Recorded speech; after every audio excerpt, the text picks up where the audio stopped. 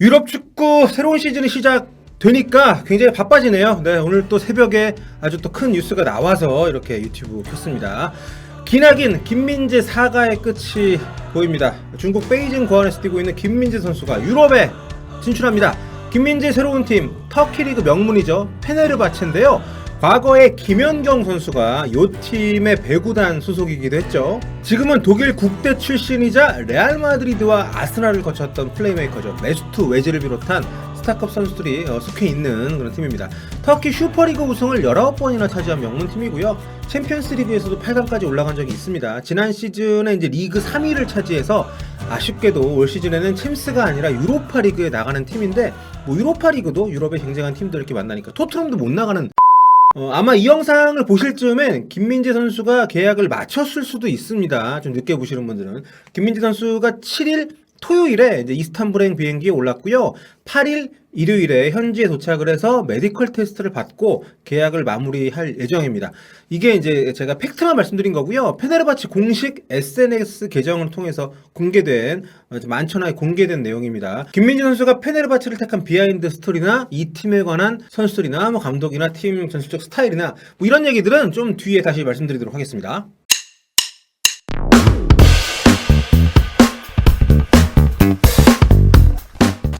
안녕하세요, 볼리TV 성형입니다. 김민재 선수의 유럽팀 윤곽이 드러났습니다. 뭐 이 정도면은 사실 확정이라고 봐도 좋을 것 같긴 한데요. 메디컬 테스트에서 문제만 없다면, 김민재 선수 몸에 문제만 없다면, 터키 명문 페네르바체의 옐로우 네이비 스트라이프 유니폼을 입게 됩니다. 노란색, 또 네이비색 이렇게 좀.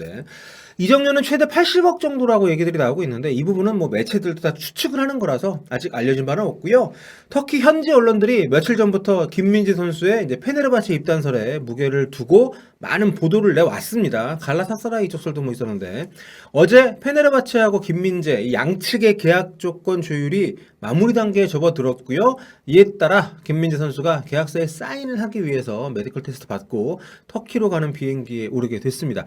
이런 상황에서 페네르바체가 공식적으로 계약이 확정적이라는 사실을 인정을 하면서, 이게 제가 좀 취재해보니까 페네르바체 팬들이 난리가 났어요. 김민재에 대한 기대감 때문에 진짜 오냐 마냐 빨리 발표해라 막 뭐 댓글 달기 운동하고 이래가지고 아직 계약이 안 됐지만 김민재가 이제 이스탄불로 오고 있다, 계약 확정적인 발표를 한 겁니다. 김민재 선수의 터키 리그행은 다소 의외이긴 합니다. 그간 김민재 선수의 목적지로 거론됐던 구단들이 굉장히 많았죠. 터키는 최근 들어서야 이제 거론이 됐기 때문에, 김민재 유럽 이적설의 시작이 제 기억에는 이제 2019년이죠. 잉글랜드 와포드, 와포드가 최초였던 걸로 기억을 하는데, 그 뒤로 뭐 손흥민 선수가 뛰고 있는 토트넘, 뭐 이탈리아 유벤투스, 뭐 라치오, 인터밀란, 뭐 포르투갈, 최근에 이제 포르투 같은 쟁쟁한 클럽들, 뭐 챔피언스리그 단골 팀들의 이름이 막 오르내렸기 때문에, 이런 또 게다가 이런 보도들이 또 한국에서 나온 게 아니라 현지발 보도가 많았잖아요. 그래서 이제 팬분들 중에서는 아마, 아니 왜 저런 쟁쟁한 팀들 놔두고 왜 하필 터키냐 뭐 이렇게 생각하실 수도 있을 것 같은데, 아무래도 터키가 이제 이른바 4대 리그는 아니기 때문에 실망할 수도 있죠. 사실 터키가 지금 현재 UEFA 리그 랭킹에서 13위밖에 안 됩니다. 최근 챔스나 유로파 성적이 안 좋았기 때문에 별로. 오스트리아, 뭐 스코틀랜드, 우크라이나 이런 나라들보다는 순위가 낮은데, 근데 이게 여러분 이게 4대 리그를 제외한 이 중상위권, 중위권 리그 순위는 매년 많이 바뀌기 때문에 이건 뭐 크게 중요하게 보시진 않아도 될 것 같고요.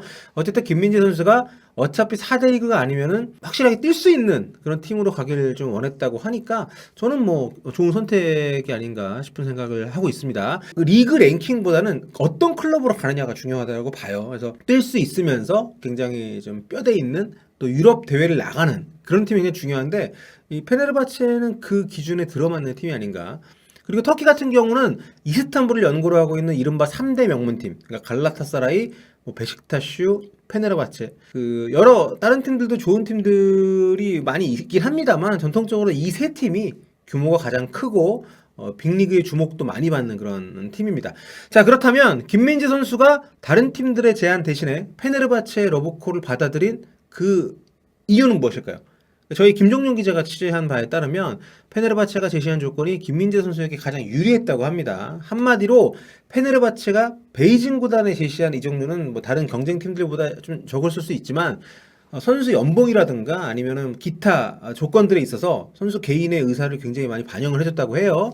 그러니까 이게 단순히 연봉을 많이 준다는 차원의 얘기가 아니라 계약 기간을 좀 짧게, 그리고 또 바이아웃 설정도 바이아웃이 높으면은 만약에 김민재가 잘해서 원하는 팀이 있다고 해도 이적이 쉽지 않을 수 있잖아요. 그래서 바이아웃 금액도 좀 낮춰주고 뭐 이런 식으로 김민재 선수의 요구를 가장 적극적으로 반영해준 팀이 페네르바체였다고 합니다.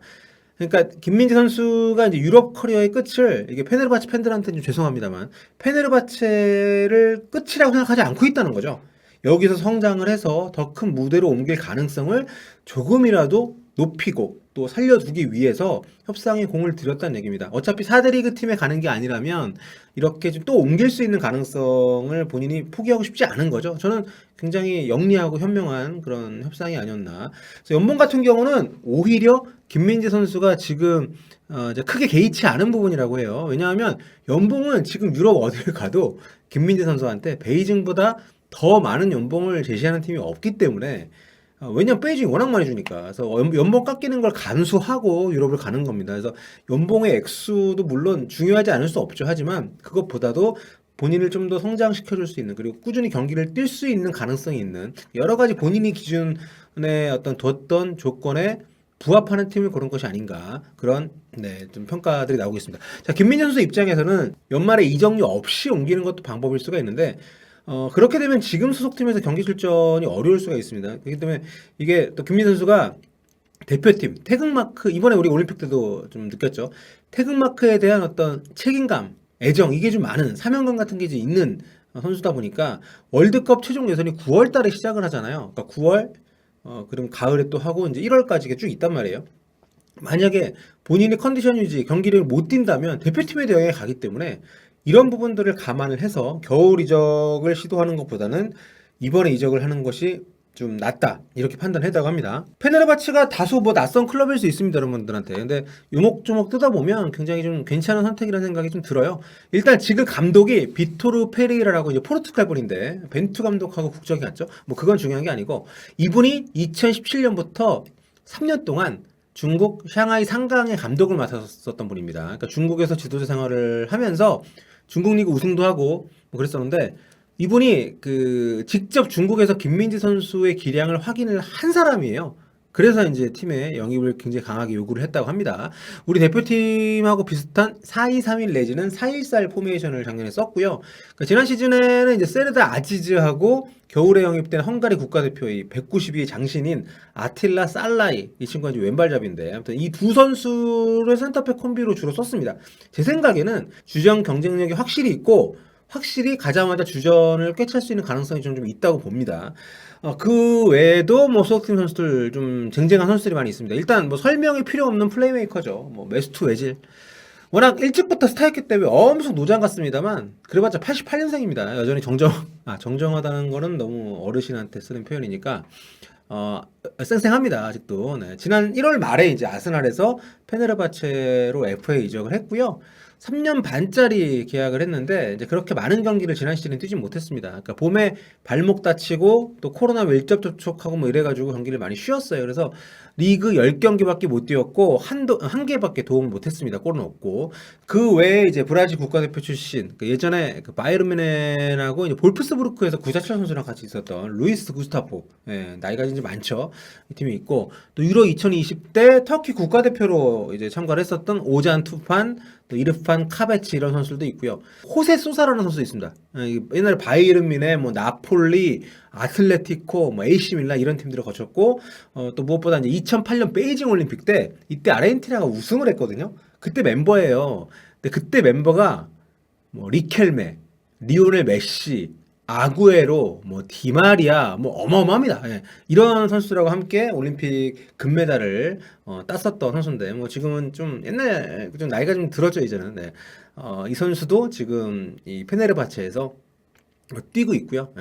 그리고 지난 시즌 성적이 이제 3위입니다. 페네르바체가. 근데 3위 좀 아쉽긴 한 게 1위 베식타슈, 2위 갈라타사라이가 승점이 같은 1, 2위였거든요. 이 팀들하고 승점이 2점 차밖에 안 나요. 굉장히 좀 경쟁력이 있는 팀이라는 점에서 김민재 선수의 가세가 이 팀이 내년에 뭐 챔피언스리그 나갈 수 있는 그런 가능성도 있는 팀이니까 굉장히 좀 저는 괜찮은, 좋은 선택이 아니었나. 터키 리그 개막이 이제 다음 주입니다. 지금 페네르바체 첫 경기가 찾아보니까는 이제 8월 15일 광복절로 잡혀 있는데 여전히 선수 영입을 계속 좀 추진을 하고 있어요. 뭐 콜라시나츠 얘기도 뭐 나오고 있고 지금보다 좀 더 강한 전력을 갖추기 위해 노력들을 좀 하고 있는데 출전은 안 나왔습니다만 이제 유로파 리그도 이제 출전을 하니까 또 어떤 팀들하고 같은 주에 속하느냐에 따라서 굉장히 또 흥미로운 그런 또 경기들을 볼 수 있지 않을까 기대가 많이 됩니다. 자, 뭐 아직 사인을 안 했기 때문에 좀 기다려 봐야 되긴 하겠습니다만 빠르면은 일요일 발표가 날 수도 있지 않을까 생각이 듭니다. 일단 페네르바체 공개에서 저렇게 실토를 했기 때문에. 자, 김민재 선수가 오랜 이적 사과를 끝내고 마침내 유럽 진출 거의 90% 이상, 99% 네, 확정이 됐다는 소식 전해드렸고요. 앞으로도 관련된 이야기들 많이 전해드리도록 하겠습니다. 지금까지 폴리TV 저는 태영이었고요. 언제나처럼 좋아요와 구독 부탁드릴게요. 감사합니다.